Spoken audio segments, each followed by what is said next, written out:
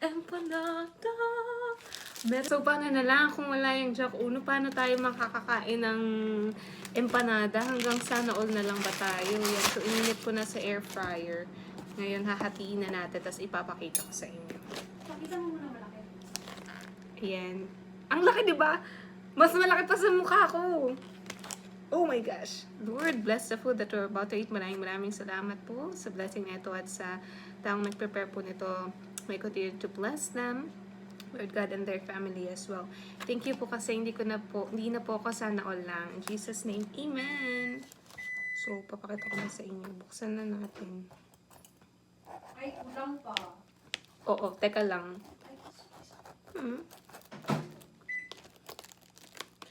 Naririnig nyo ba yung crispy? Oh my gosh. Naririnig nyo ba yung crispiness niyan? Ito, kata ko sa inyo nga, nagugas na ako. Kita nyo yan? Kita nyo yan? Kita nyo yan? No more sana all. No more sana all. Ilocos empanada. Oh my gosh. Talagang, what you see is what you get. Punong-puno ng meat, and then a little bit of vegetables, and then one whole egg. And then, yung ano niya, malutong. Ito pa lang, malasa na eh. So, excited na akong lagyan ng suka.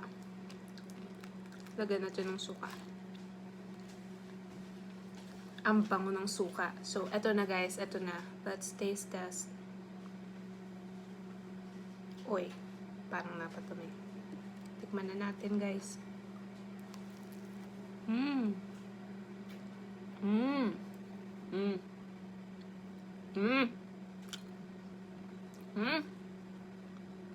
Wow. Oishi. Totemo oishi. Oh my gosh. Craving satisfied na talaga to. Grabe, ang sarap. Mauubos ko to.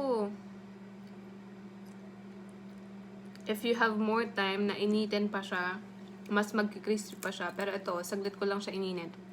Crispy na. Kita niyo yan, no? Sobrang sarap, sobrang malasa yung loob. Hindi ka mauumay sa palaman kasi sakto lang yung kapal nung ito. Sakto lang yung kapal niya.